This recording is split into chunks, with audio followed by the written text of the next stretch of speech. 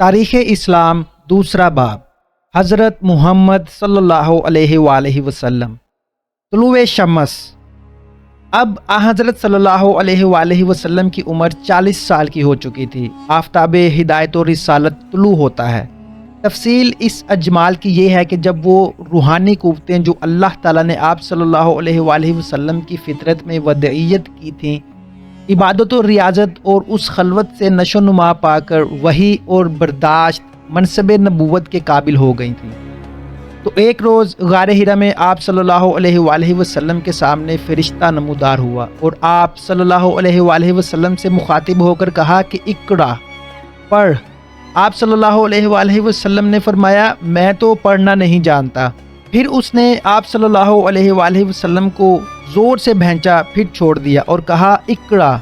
आप सल्लल्लाहु अलैहि वसल्लम ने फिर वही जवाब दिया। फरिश्ता ने फिर तीसरी मरतबा आप सल्लल्लाहु अलैहि वसल्लम को ज़ोर से भैंचा और फिर छोड़कर कहा इक़रा बिस्मि रब्बिकल लज़ी खलक़, पढ़ अपने रब के नाम से जिसने हर शय को पैदा किया और इंसान को जमे हुए खून से पैदा किया। पढ़, और तेरा रब बड़ा बुजुर्ग है जिसने कलम के ज़रिए से इल्म सिखाया, इंसान को वो कुछ सिखाया जो वो जानता नहीं था। ये कहकर फरिश्ता गायब हो गया।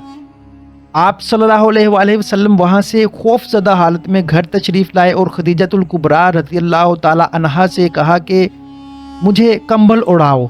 हज़रत खदीजतुल कुबरा रज़ियल्लाहु ताला अन्हा ने आप सल्लल्लाहु अलैहि वसल्लम को कंबल ओढ़ा दिया और वो भी घबराईं कि ये क्या बात है।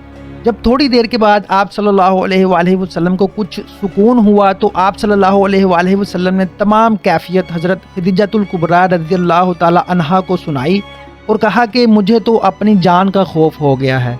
खदीजा रज़ियल्लाहु ताला अन्हा के तारीख़ी अल्फाज।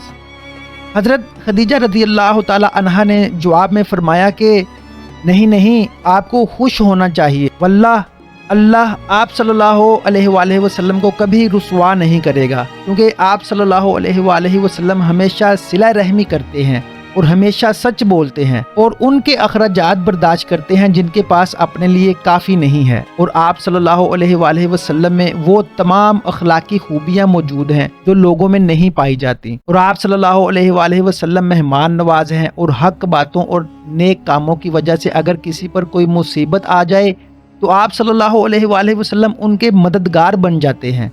इस तशल्ली और तशफ़ी देने के बाद हज़रत खदीजा रज़ियल्लाहु ताला अन्हा आप सल्लल्लाहु अलैहि वसल्लम को अपने चचाजाद भाई वर्का बिन नौफल के पास ले गईं, जो अब बूढ़े हो गए थे।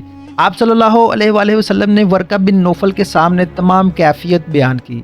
वर्का ने सुनकर ये कहा कि ये वही नामूसे अकबर है जो मूसा अलैहिस्सलाम पर उतरा था। काश मैं जवान होता और उस वक़्त तक ज़िंदा रहता जब कौम आप सल्लल्लाहु अलैहि वसल्लम को निकाल देगी। रसूलुल्लाह सल्लल्लाहु अलैहि वसल्लम ने पूछा, क्या कौम मुझे निकाल देगी? वर्का बिन नौफल बोले, हाँ, दुनिया में कोई रसूल आया, उसने तौहीद की तालीम पेश की, उसके साथ अदावत और दुश्मनी का बर्ताव इब्तिदा में हुआ है। इसके बाद आप बदस्तूर गारे हिरा में तशरीफ़ ले जाते रहे। चंद रोज़ तक आप सल्लल्लाहु अलैहि वसल्लम पर कोई वही नाजिल ना हुई। इसको ज़माना फ़तूता कहते हैं।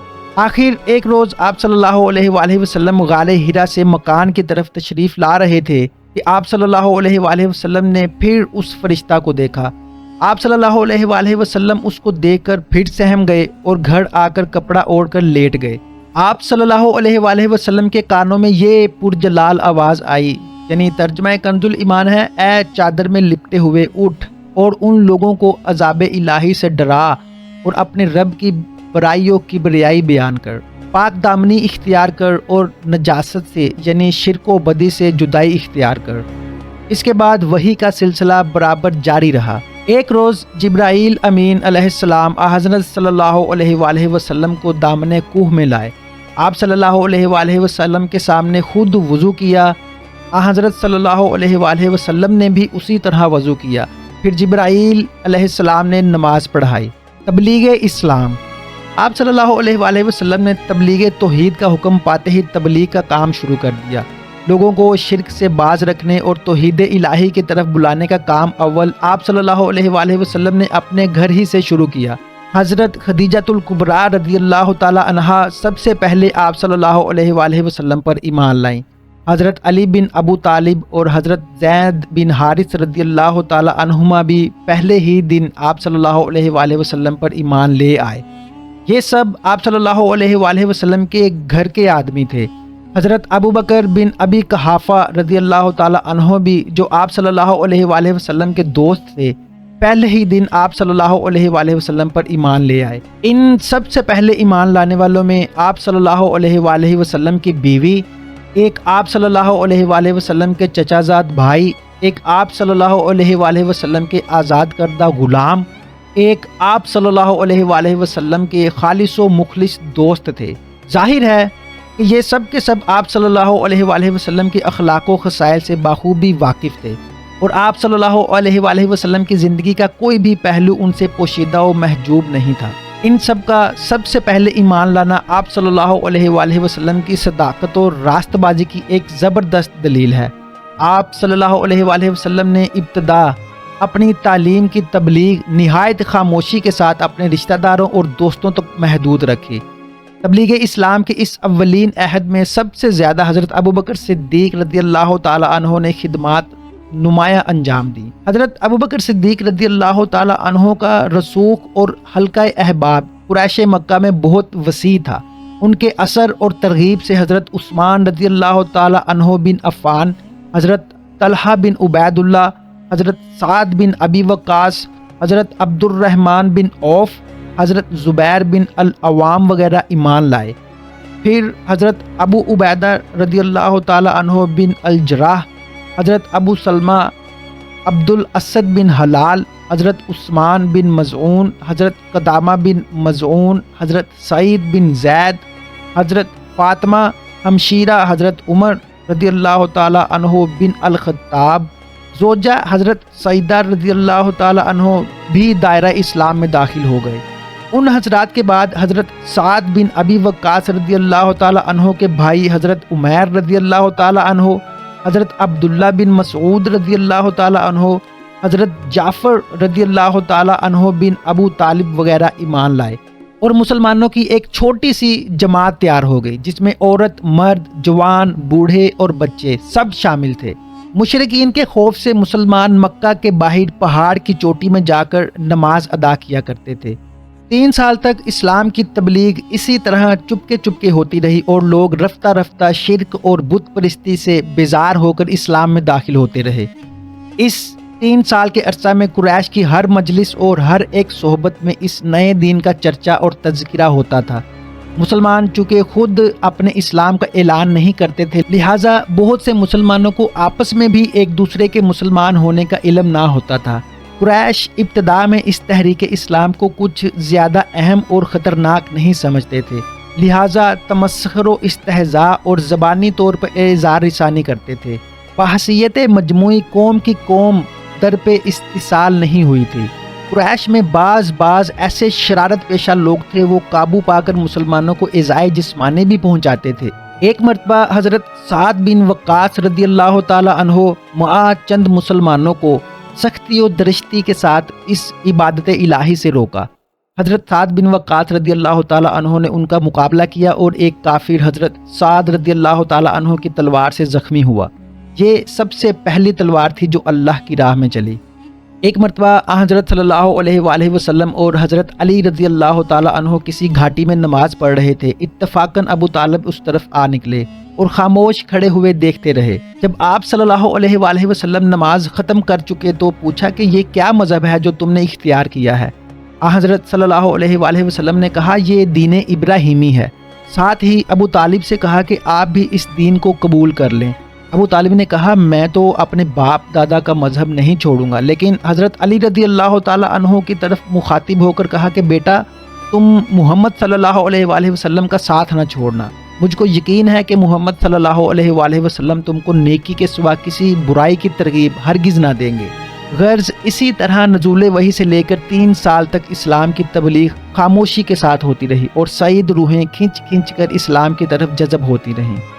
کوہ صفا پر اعلان حق۔ اب حکم الہی نازل ہوا کہ تم کو جو کچھ حکم دیا گیا ہے اسے کھول کر سناؤ۔ اس حکم کے نازل ہونے پر آپ صلی اللہ علیہ وآلہ وسلم کوہ صفا پر چڑھ گئے اور بلند آواز سے ایک ایک قبیلہ کا نام لے کر بلانا شروع کیا۔ اس آواز کو سن کر ملک عرب کے دستور کے موافق لوگ آ کر جمع ہونے شروع ہو گئے۔ جب تمام لوگ جمع ہو گئے تو آپ صلی اللہ علیہ وآلہ وسلم نے فرمایا، اے قریش، اگر میں تم کو یہ خبر دوں کہ صبح کو یا شام کو تم پر دشمن حملہ کرنے والا ہے تو کیا تم لوگ مجھ کو سچا جانو گے؟ سب نے یک زبان ہو کر کہا، ہاں، ہم نے ہمیشہ تجھ کو صادق القول پایا ہے۔ یہ جواب سن کر آپ صلی اللہ علیہ وآلہ وسلم نے فرمایا کہ اچھا، میں تم کو خبر دیتا ہوں کہ اللہ کا عذاب نزدیک ہے، اس پر ایمان لاؤ تاکہ عذاب الہی سے بچ جاؤ۔ یہ سنتے ہی عام قریش ہنس پڑے۔ ابو لہب نے کہا کہ تجھ پر ہلاکت ہو، کیا تو نے اس لیے ہم کو جمع کیا تھا؟ اس کے بعد مجمع منتشر ہو گیا اور لوگ اپنے اپنے گھروں کو باتیں بناتے ہوئے چلے گئے۔ ابو لہب کے اٹھتے ہی سورہ تبت یدا نازل ہوئی۔ آپ صلی اللہ علیہ وآلہ وسلم نے حضرت علی رضی اللہ تعالی عنہ کو حکم دیا کہ ایک ضیافت کا انتظام کرو۔ چنانچہ انہوں نے ضیافت کا انتظام کیا اور آپ صلی اللہ علیہ وآلہ وسلم نے اپنے قریبی رشتہ داروں کو دعوت دی۔ 40 کے قریب آپ صلی اللہ علیہ وآلہ وسلم کے رشتہ دار آئے۔ جب سب کھانا کھا چکے تو آپ صلی اللہ علیہ وآلہ وسلم نے کچھ تقریر فرمانا چاہی، مگر ابو لہب نے ایسی بیہودہ باتیں شروع کر دیں کہ آپ صلی اللہ علیہ وآلہ وسلم کو تقریر کا موقع نہ ملا اور لوگ منتشر ہو گئے۔ دوسرے روز آپ صلی اللہ علیہ وآلہ وسلم نے پھر ضیافت کا انتظام کیا اور اپنے رشتہ داروں کو پھر بلایا۔ جب سب کھانا کھا چکے تو آپ صلی اللہ علیہ وآلہ وسلم نے اس طرح مخاطب کیا کہ دیکھو، میں تمہاری طرف وہ بات لے کر آیا ہوں کہ جس سے زیادہ اچھی بات کوئی شخص اپنے قبیلہ کی طرف نہیں لایا۔ بتاؤ اس کام میں کون میرا مددگار ہوگا؟ یہ سن کر سب خاموش تھے، کسی نے کوئی جواب نہ دیا۔ اتنے میں حضرت علی رضی اللہ تعالی عنہ اٹھے اور انہوں نے کہا کہ اگرچہ میں کمزور اور سب سے چھوٹا ہوں مگر میں آپ صلی اللہ علیہ وآلہ وسلم کا ساتھ دوں گا۔ یہ سن کر سب ہنس پڑے اور مذاق اڑاتے ہوئے چل دیے۔ اعلانیہ سعی تبلیغ۔ اب حضرت صلی اللہ علیہ وآلہ وسلم عام طور پر لوگوں کو توحید اور اسلام کی طرف بلانا شروع کیا، اور اسی زمانہ سے آپ صلی اللہ علیہ وآلہ وسلم پر اور آپ صلی اللہ علیہ وآلہ وسلم کی کمزور قلیل جماعت پر عام مصائب کا نزول شروع ہوا۔ مجلسوں میں، میلوں میں، بازاروں میں، نشست گاہوں میں اور لوگوں کے گھر جا جا کر آپ صلی اللہ علیہ وآلہ وسلم توحید کی خوبی سمجھاتے اور بتوں کے پوجا سے لوگوں کو منع فرماتے تھے۔ زنا، قمار بازی، دروغ گوئی، خیانت، چوری، ڈاکہ زنی وغیرہ رذائل سے لوگوں کو روکتے۔ قریش کی قوم بڑی مغرور تھی۔ اپنے اور اپنے آباء و اجداد کے مذہب اور طریقے عمل کی مذمت سننا ان کے لیے آسان کام نہ تھا۔ ان لوگوں میں غلام اور آقا کا امتیاز بھی ایک ضروری چیز تھی۔ اسلام ایک عام اخوت قائم کر کے غلام اور آقا کو ایک ہی صف میں جگہ دیتا ہے، یہ مساوات بھی ان کو گوارا نہ تھی۔ قریش اور اہل مکہ کی عزت و تعظیم جو تمام ملک عرب میں مسلم تھی، وہ ان بتوں کی وجہ سے تھی جن کی پرستش کے لیے تمام قبائل عرب مکہ میں آتے اور مراسم بت پرستی بجا لاتے تھے۔ اسلام بت پرستی کا دشمن تھا، جس کا بدیہی نتیجہ ان لوگوں کی عزت و عظمت کا زوال تھا۔ بڑے بڑے سردار اور ذی عزت لوگ یہ کسی طرح گوارا نہیں کر سکتے تھے کہ وہ حضرت صلی اللہ علیہ وآلہ وسلم کو رسول اور نبی مان کر اپنی سرداری کے مقام سے دستبردار ہوں اور آپ صلی اللہ علیہ وآلہ وسلم کی اطاعت کا بوجھ اپنی گردن پر رکھیں۔ قریش کے اکثر قبائل بنو ہاشم سے عداوت رکھتے تھے، اس لیے وہ گوارا نہیں کر سکتے تھے کہ ایک حریف اور دشمن قبیلہ کے شخص کو نبی مان کر اس کی اطاعت اختیار کریں۔ اس اعلانیہ تبلیغ کا نتیجہ یہ ہوا کہ تمام قریش مخالفت پر مستعد اور در پہ استحصال ہو گئے۔ کفر و اسلام کی یہ اعلانیہ کشمکش نبوت کے چوتھے سال کے ساتھ ہی خوب زور و شور سے شروع ہو گئی تھی۔ پہلی درسگاہ۔ اسی زمانہ میں حضرت صلی اللہ علیہ وآلہ وسلم نے دامن کوہ صفا میں ارقم بن ارقم کے مکان کو بطور اسلامی درسگاہ کے استعمال فرمانا شروع کیا۔ اسی مکان میں ہر نیا داخل ہونے والا شخص آتا اور اسلامی تعلیم سے آگاہ ہوتا۔ اس مکان میں ہر وقت مسلمانوں کا مجمع رہنے لگا تھا۔ رسول اللہ صلی اللہ علیہ وآلہ وسلم اسی دار ارقم میں لوگوں کو اسلام سکھاتے اور یہیں مل کر سب نماز ادا کرتے تھے۔ 3 سال یعنی نبوت کے 6 سال تک آپ صلی اللہ علیہ وآلہ وسلم کی قیامگاہ اور اسلامی دارالصدر یہی دار ارقم رہا۔ اس 3 سال میں جو لوگ مسلمان ہوئے ان کا مرتبہ بھی اول المسلمین کے برابر سمجھا جاتا ہے۔ دار ارقم میں مسلمان ہونے والوں کی فہرست میں حضرت عمر فاروق رضی اللہ تعالی عنہ آخری شخص ہیں۔ ان کے مسلمان ہونے پر مسلمانوں کو بڑی تقویت پہنچی اور دار ارقم سے باہر نکل آئی۔ قریش نے جب حضرت صلی اللہ علیہ وآلہ وسلم اور ان کی جماعت کا استحصال ضروری سمجھا تو اظہار رسانی اور تکلیف دہی کے نئے طریقے اختیار کیے۔ قریش کی مخالفت۔ ایمان لانے اور مسلمان ہو جانے والوں میں کچھ لوگ غلام تھے اور کچھ ایسے تھے جو اپنے قبیلہ کا زور اور رشتہ داروں کی جماعت نہ رکھنے کے سبب بہت ہی کمزور سمجھے جاتے تھے۔ ایسے لوگوں کو اسلام سے مرتد بنانے کے لیے جسمانی ایذائیں شروع کی گئیں۔ جو لوگ کسی قبیلہ سے تعلق رکھتے تھے اور ان کو عام لوگوں کا ایذا پہنچانا اس لیے اندیشہ ناک تھا کہ کہیں ان کے قبیلہ والے حمایت پر اٹھ کھڑے ہوں۔ ان کے رشتہ داروں کو آمادہ کیا گیا کہ وہ خود اپنے مسلمان ہو جانے والے اس رشتہ دار کو سزا و ایذا دے کر مرتد بنائے۔ مسلمانوں کو تمسخر اڑانے اور ان کو برا کہنے کے لیے عام طور پر تیاری کی گئی کہ دوسروں کو اسلام میں داخل ہونے کی جرت نہ رہے۔ ادھر حضرت صلی اللہ علیہ وآلہ وسلم نے اسلام کی اعلانیہ تبلیغ شروع کی۔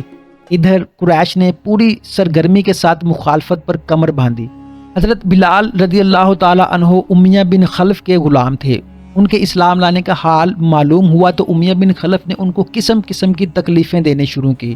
گرم ریت پر لٹا کر چھاتی کے اوپر گرم پتھر رکھ دیا جاتا، مشقیں باندھ کر کوڑوں سے پیٹا جاتا، بھوکا رکھا جاتا، گلے میں رسی باندھ کر لڑکوں کے سپرد کیا جاتا۔ وہ شہر مکہ کے گلی کوچوں اور شہر کے باہر پہاڑوں میں لیے پھرتے اور مارتے پھرتے۔ ان تمام اظہار رسانیوں کو حضرت بلال رضی اللہ تعالی عنہ برداشت کرتے اور عہد عہد کا نعرہ لگاتے جاتے تھے۔ حضرت عمار رضی اللہ تعالی عنہ اپنے والد یاسر رضی اللہ تعالی عنہ اور اپنی والدہ سمیہ رضی اللہ تعالی عنہا کے ہمراہ مسلمان ہو گئے تھے۔ ابو جہل ان کو گناہ گوں عذاب پہنچاتا تھا۔ حضرت سمیہ رضی اللہ تعالی عنہا کو ظالم ابو جہل نے نہایت بے دردی سے نیزہ مار کر شہید کر دیا۔ حضرت زبیر رضی اللہ تعالی عنہ کو ابو جہل نے اس قدر مارا کہ مارتے مارتے اندھا کر دیا۔ غرض بہت سے غلام اور لونڈیاں تھیں جن کو ایسی سخت و شدید سزائیں دی گئیں کہ ان کے تصور سے بدن کے رونگٹے کھڑے ہو جاتے ہیں۔ مگر اسلام ایسی زبردست طاقت کا نام ہے کہ سنگ دل کسی کو بھی مرتد بنانے میں کامیاب نہ ہوئے۔ حضرت عثمان رضی اللہ تعالی عنہ بن عفان رضی اللہ تعالی عنہ قبیلہ بنو امیہ کے ایک امیر آدمی تھے۔ مسلمان ہو جانے کے سبب ان کے چچا ان کو رسیوں سے باندھ کر خوب مارا اور قسم قسم کی جسمانی ایذائیں پہنچائیں۔ حضرت زبیر بن عوام رضی اللہ تعالی عنہ کو ان کا چچا چٹائی میں لٹا کر ان کی ناک میں دھواں دیا کرتا تھا۔ حضرت ابو ذر غفاری رضی اللہ تعالی عنہ کو قریش نے قرآن پڑھتے ہوئے سن کر اس قدر مارا کہ مارتے مارتے بے ہوش کر کے زمین پر ڈال دیا۔ قریب تھا کہ وہ ان کو جان سے مار ڈالتے، مگر حضرت عباس بن عبد المطلب نے قریش کو یہ کہہ کر روکا کہ اس شخص کا قبیلہ بنو غفار تمہارے تجارتی قافلوں کے راستہ میں آباد ہے، وہ تمہارا ناک میں دم کر دیں گے۔ حضرت عبداللہ بن مسعود رضی اللہ تعالی عنہ کو بھی اسی طرح صحن کعبہ میں مارتے مارتے بے ہوش کر دیا۔ حضرت خباب بن الارت کو طرح طرح کی تکلیفیں دیں۔ ایک مرتبہ خوب دہکتے ہوئے انگارے زمین پر بچھا کر ان کو ان انگاروں پر چت لٹا دیا اور ایک شخص ان کی چھاتی پر بیٹھ گیا کہ کروٹ نہ بدل سکیں۔ ان کی کمر کی تمام کھال اور گوشت جل کر کباب ہو گیا۔ بعض صحابہ کو گائے یا اونٹ کے کچے چمڑے میں لپیٹ کر اور باندھ کر ڈال دیتے، بعض کو لوہے کی ذرہ پہنا کر جلتی ہوئی آگ اور جلتے ہوئے انگاروں پر ڈال دیتے تھے۔ حضرت صلی اللہ علیہ وآلہ وسلم کے ساتھ گستاخیاں۔ رسول اللہ صلی اللہ علیہ وآلہ وسلم ایک مرتبہ خانہ کعبہ میں نماز پڑھ رہے تھے کہ عقبہ بن ابی معیط نے آپ صلی اللہ علیہ وآلہ وسلم کے گلے میں چادر ڈال کر اس قدر اینٹھا کہ آپ صلی اللہ علیہ وآلہ وسلم کا دم رکنے لگا۔ حضرت ابوبکر صدیق رضی اللہ تعالی عنہ کو خبر ہوئی تو آپ دوڑے ہوئے آئے۔ آپ صلی اللہ علیہ وآلہ وسلم کو اس کے شر سے بچایا اور قریش سے مخاطب ہو کر کہا کہ کیا تم ایک شخص کو اس لیے قتل کرتے ہیں کہ وہ کہتا ہے کہ میرا رب اللہ ہے؟ کفار نے حضرت صلی اللہ علیہ وآلہ وسلم کو تو چھوڑ دیا، مگر حضرت ابوبکر صدیق رضی اللہ تعالی عنہ کو لپٹ پڑے اور خوب زد و کوب کیا۔ ایک مرتبہ صحن کعبہ میں قریش نے آپ صلی اللہ علیہ وآلہ وسلم کو گھیر لیا اور آپ صلی اللہ علیہ وآلہ وسلم کی شان میں گستاخی سے پیش آنا چاہا۔ حضرت حارث بن ابی حالہ کو خبر ہوئی تو دوڑے ہوئے آئے اور آپ صلی اللہ علیہ وآلہ وسلم کو اشرار کے ہجوم و شرارت سے بچانا چاہا۔ کفار نے حضرت حارث رضی اللہ تعالی عنہ کو وہیں شہید کر دیا، مگر آپ صلی اللہ علیہ وآلہ وسلم پر دست درازی کی جرت ان کو نہ ہو سکی۔ آپ صلی اللہ علیہ وآلہ وسلم کے راستہ میں جہاں سے آپ رات کے وقت گزرنے والے ہوتے کانٹے بچھا دیے جاتے تھے تاکہ آپ کو اذیت پہنچے۔ ایک مرتبہ حضرت صلی اللہ علیہ وآلہ وسلم صحن کعبہ میں نماز پڑھ رہے تھے، قریش بھی وہاں بیٹھے ہوئے تھے۔ ابو جہل نے کہا کہ فلاں مقام پر اونٹ ذبح ہوا ہے، اس کی اوجھری پڑی ہوئی ہے، کوئی اس کو اٹھا کر لائے اور محمد صلی اللہ علیہ وآلہ وسلم کے اوپر ڈال دے۔ یہ سن کر عقبہ بن ابی معیط اٹھا اور وہ اوجھری اٹھا لایا۔ جب آپ صلی اللہ علیہ وآلہ وسلم سجدہ میں گئے تو آپ صلی اللہ علیہ وآلہ وسلم کی پشت پر رکھ کے رسول اللہ صلی اللہ علیہ وآلہ وسلم کو تو توجہ علی اللہ میں خبر بھی نہ ہوئی، مگر کفار ہنسی کے مارے ٹوٹے جاتے تھے۔ حضرت عبداللہ بن مسعود رضی اللہ تعالی عنہ بھی وہاں موجود تھے، مگر کفار کا ہجوم دیکھ کر ان کو کچھ جرت نہ ہوئی۔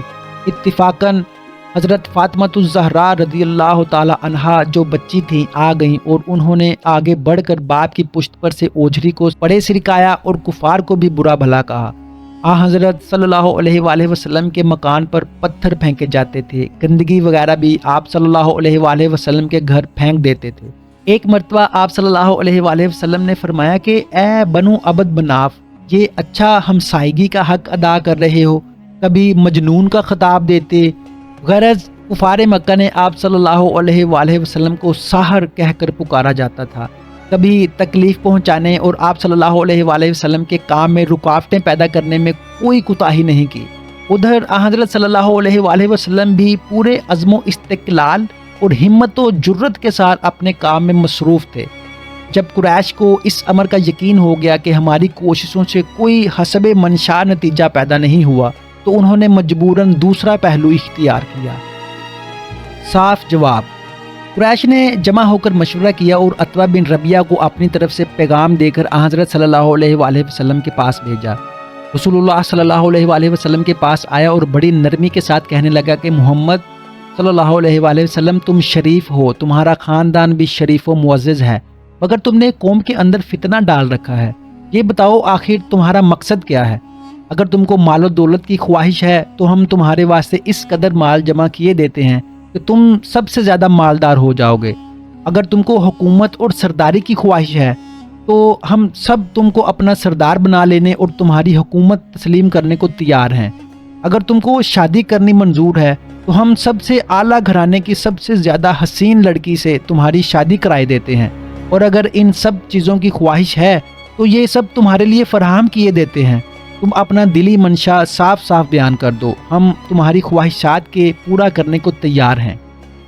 عتبہ جب اپنی تقریر ختم کر چکا تو حضرت صلی اللہ علیہ وآلہ وسلم نے جواباً سورہ حامیم سجدہ تلاوت فرمانی شروع کی، جس میں آپ صلی اللہ علیہ وآلہ وسلم اس آیت پر پہنچے کہ فَإِنْ أَعْرَضُوا فَقُلْ، تو عتبہ کا رنگ فک ہو گیا اور اس نے حضرت صلی اللہ علیہ وآلہ وسلم کے منہ پر ہاتھ رکھ دیا اور کہا کہ ایسا نہ ہو کہ پھر آپ صلی اللہ علیہ وسلم نے سجدہ کیا اور سجدہ سے فارغ ہو کر کہا کہ تم نے میرا جواب سن لیا۔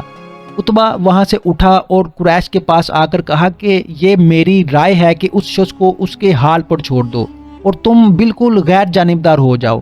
اگر یہ ملک عرب پر غالب ہو گیا تو چونکہ یہ تمہارا بھائی ہے، اس کی کامیابی تمہاری کامیابی ہوگی، اور اگر یہ تباہ ہو گیا تو تم سستے چھوٹ جاؤ گے۔ یہ سن کر قریش نے عتبہ سے کہا کہ ایسا معلوم ہوتا ہے کہ محمد صلی اللہ علیہ وآلہ وسلم نے تم پر جادو کر دیا ہے۔ عتبہ نے کہا جو تمہارا جی چاہے کرو اور کہو، میں نے اپنے رائے کا اظہار کر دیا ہے۔ ابو طالب کی خدمت میں قریش کا وفد۔ جب عتبہ کی کوشش ناکام ثابت ہوئی تو عتبہ، شیبہ، ابو البختری، اسود، ولید، ابو جہل وغیرہ اشخاص کا ایک وفد ابو طالب کی خدمت میں پہنچا اور شکایت کی کہ تمہارا بھتیجا ہمارے بتوں کو برا کہنے سے باز نہیں آنا چاہتا، تم اس کو سمجھاؤ اور اس حرکت سے باز رکھو۔ ابو طالب نے اس وفد کو معقول جواب دیے اور ان کو توجہ دلائی کہ تم لوگ بھی اظہار رسانیوں میں حد سے بڑھے ہوئے ہو۔ اس روز تو یہ لوگ ابو طالب کے پاس سے اٹھ کر چلے آئے، لیکن دوسرے روز مشورہ کر کے پھر پہنچے۔ ان کے آنے پر ابو طالب نے حضرت صلی اللہ علیہ وآلہ وسلم کو اپنے مکان پر ان کے سامنے بلوایا اور آپ صلی اللہ علیہ وآلہ وسلم کے مواجہ میں گفتگو شروع ہو گئی۔ قریش کے سرداروں نے وہی باتیں اس مجلس میں آپ صلی اللہ علیہ وآلہ وسلم کے سامنے پھر پیش کی جو اس سے پہلے عتبہ تنہا حاضر ہو کر پیش کر چکا تھا۔ انہوں نے کہا کہ اے محمد صلی اللہ علیہ وآلہ وسلم، ہم نے آپ صلی اللہ علیہ وآلہ وسلم کو اس وقت بعض ضروری باتوں کے لیے بلوایا ہے۔ واللہ کوئی شخص اپنی قوم پر اتنی مشکلات نہیں لایا ہوگا جس قدر مشکلات میں تم نے قوم کو مبتلا کر دیا ہے۔ اگر تم اپنے اس نئے دین کے ذریعے مال و دولت کو جمع کرنا چاہتے ہو تو ہم اتنا مال جمع کیے دیتے ہیں کہ کسی دوسرے کے پاس نہ نکلے۔ اگر شرف و عزت کی خواہش ہے تو ہم ابھی تم کو اپنا سردار تسلیم کیے لیتے ہیں۔ اگر حکومت و سلطنت کی خواہش ہے تو تم کو ملک عرب کا بادشاہ بنانے کے لیے تیار ہیں۔ اگر تم کو کوئی جن یا آسیب دکھائی دیتا ہے اور اس کے اثر سے تم ایسی باتیں کرتے ہو تو ہم اپنے کاہنوں اور حکیموں کے ذریعے علاج کرانے کو تیار ہیں۔ آپ صلی اللہ علیہ وآلہ وسلم نے یہ باتیں سن کر جواباً قرآن کریم کی چند آیات تلاوت فرمائی اور کہا کہ اللہ تعالیٰ نے مجھ کو تمہاری طرف اپنا رسول بنا کر بھیجا ہے۔ میں نے اللہ تعالیٰ کے احکام تم کو پہنچا دیے ہیں۔ اگر تم میری تعلیمات کو قبول کر لو گے تو تمہارے لیے دین و دنیا کی بہتری کا موجب ہوگا۔ اگر انکار پر اصرار کرو گے تو میں اللہ تعالیٰ کے حکم کا انتظار کروں گا کہ تمہارے لیے کیا حکم صادر فرماتا ہے۔ یہ سن کر کفار نے کہا کہ اچھا، اگر تم اللہ کے رسول ہو تو ان پہاڑوں کو ملک عرب سے ہٹا دو اور ریگستان کو سرسبز بنا دو، ہمارے باپ دادا کو زندہ کر دو، ان میں کسب انقلاب کو ضرور زندہ کرو۔ اگر کسب انقلاب نے زندہ ہو کر تم کو سچا مان لیا اور تمہاری رسالت کو قبول کر لیا تو ہم بھی تم کو رسول تسلیم کر لیں گے۔ آپ صلی اللہ علیہ وآلہ وسلم نے ارشاد فرمایا کہ میں ان کاموں کے لیے رسول نہیں بنایا گیا ہوں۔ میرا کام یہ ہے کہ تم کو اللہ تعالیٰ کے احکام جو مجھ پر نازل ہوتے ہیں سنا دوں۔ اور قریش ناراض اور بڑا فروختہ ہو کر اٹھے اور ابو طالب کو بھی مقابلہ اور مخالفت کے لیے چیلنج دے کر چلے گئے۔ سرداران قریش کے چلے جانے پر ابو طالب نے حضرت صلی اللہ علیہ وآلہ وسلم سے کہا کہ بھتیجے، میں بوڑھا ہو گیا ہوں اور اپنے اندر قریش کے مقابلہ کی طاقت نہیں پاتا۔ تم مجھے ایسے محنت میں مبتلا نہ کرو جو میری طاقت و استطاعت سے بڑھ کر ہو۔ مناسب یہ ہے کہ تم اپنے دین کا اعلان اور بتوں کی اعلانیہ برائیاں بیان کرنا ترک کر دو۔ آپ صلی اللہ علیہ وآلہ وسلم نے یہ سن کر فرمایا کہ چچا، اگر میرے داہنے ہاتھ پر سورج اور بائیں ہاتھ پر چاند رکھتے ہیں تب بھی میں اپنے کام سے باز نہیں رہ سکتا۔ ابو طالب کی باتوں سے آپ کو یہ شبہ گزرا کہ اب یہ میری جماعت سے دستبردار ہونا چاہتے ہیں۔ ابو طالب سرداران مکہ میں سب سے زیادہ عزت و وجاہت رکھتے اور قبیلہ بنی ہاشم کے مسلمہ سردار سمجھے جاتے تھے۔ ان کی وجہ سے مخالفین حملہ کرتے ہوئے جھجکتے تھے اور ان کو خطرہ تھا کہ اگر بنو ہاشم سب کے سب رسول اللہ صلی اللہ علیہ وآلہ وسلم کی امداد پر اٹھ کھڑے ہوئے تو معاملہ بہت ہی نازک ہو جائے گا۔ لہٰذا ابو طالب کی حمایت سے حضرت صلی اللہ علیہ وآلہ وسلم کو بہت کچھ تقویت حاصل تھی۔ اب یہ مایوسانہ باتیں سن کر آپ صلی اللہ علیہ وآلہ وسلم کا دل بھر آیا۔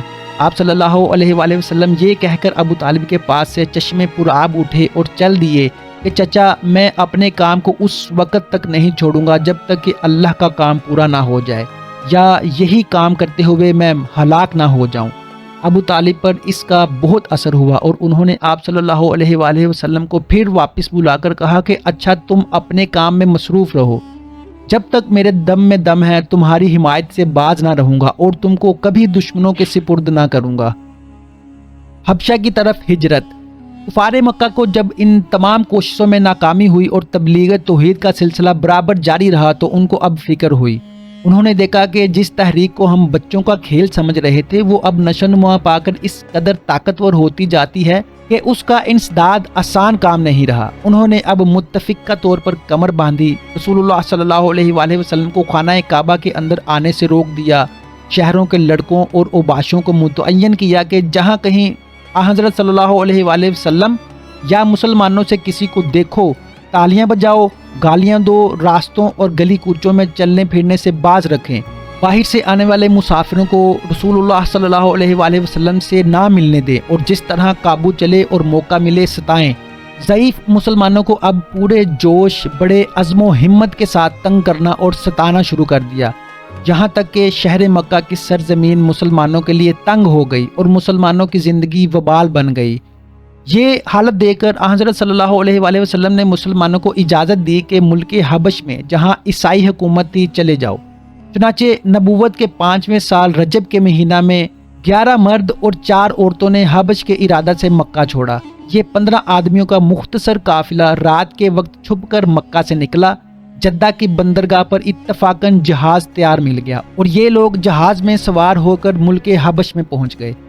ان اولن مہاجرین میں قابل تذکرہ حضرات یہ تھے: حضرت عثمان رضی اللہ تعالی عنہ بن عفان، ان کی بیوی رقیہ بنت رسول اللہ صلی اللہ علیہ وآلہ وسلم، حضرت خدیجہ بن عتبہ، حضرت عثمان رضی اللہ تعالی عنہ بن مظعون، حضرت عبداللہ رضی اللہ تعالی عنہ بن مسعود، حضرت عبد الرحمن رضی اللہ تعالی عنہ بن عوف، حضرت زبیر رضی اللہ تعالی عنہ بن العوام، حضرت مصعب بن عمیر، حضرت عامر بن ربیعہ، سہیل بن بیزار رضوان اللہ علیہم اجمعین، یہ تمام لوگ تھے۔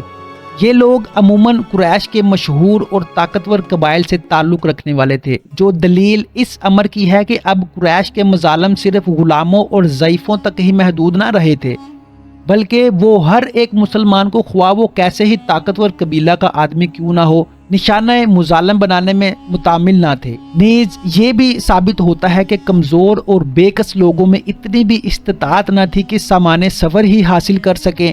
کفار کو جب ان مسلمانوں کے ہجرت کرنے اور حبش کی طرف روانہ ہونے کا حال معلوم ہوا تو وہ تعقب میں روانہ ہوئے، لیکن کفار کے پہنچنے سے پیشتر جہاز بندرگاہ جدہ سے حبش کی طرف روانہ ہو چکا تھا۔